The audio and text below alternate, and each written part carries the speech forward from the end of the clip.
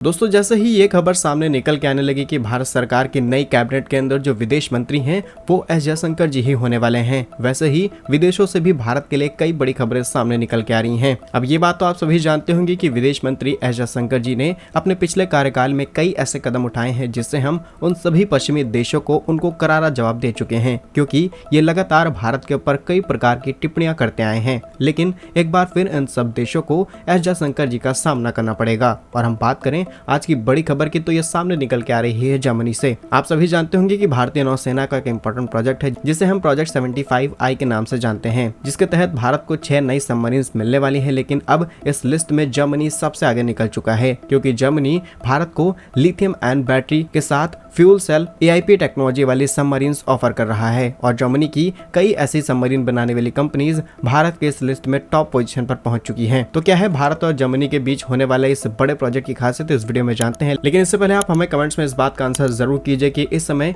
विदेश मंत्री जी को रिप्लेस करने वाला कोई मिनिस्टर आपको देश के अंदर लगता है तो उसका नाम कमेंट्स में जरूर बताइएगा। दोस्तों प्रोजेक्ट 75I के तहत भारत को जो 6 सबमरीन्स मिलने वाली है ये सभी AIP यानी कि एयर इंडिपेंडेंट प्रोपल्सन सिस्टम वाली टेक्निक के साथ लैस होंगी, यानी कि ये समुद्र की गहराइयों में आसानी से छिप सकती हैं और तेज रफ्तार के साथ अपनी लोकेशन बदल सकती हैं। और इसी प्रोजेक्ट में पार्टिसिपेट करने के लिए जर्मनी हो या फिर स्पेन, इन दोनों ही देशों ने अपने कुछ नियम कानून बदल दिए हैं ताकि भारत से यह कॉन्ट्रैक्ट उन्हें किसी भी हालत में मिल जाए। लेकिन अगर बात की जाए जर्मनी की, तो जर्मनी की जर्मन शिप बिल्डर थीसेनक्रुप भारत के कॉन्ट्रैक्ट में सबसे आगे शामिल हो चुकी है। वह अपनी 214 क्लास सबमरीन्स की पेशकश भारत के सामने कर चुकी है। इसी के साथ 212 CD पनडुब्बी जो इनकी ही कैटेगरी में शामिल की जाती है वो AIP टेक्नोलॉजी के साथ तैयार की गई है। और रिसेंटली यूरोशियन टाइम्स की रिपोर्ट के मुताबिक प्रोजेक्ट 75I के तहत जर्मनी टॉप पोजीशन पर पहुंच चुका है। वहीं बात की जाए लिथियम आयन बैटरी पावर और नॉर्मल फ्यूल सेल में क्या डिफरेंस होने वाला है, वहीं बात की जाए फ्यूल सेल पावर्ड की, तो यहाँ पर ऐसी सबमरीन्स कम स्पीड के साथ लंबी दूरी तय कर सकती हैं, लेकिन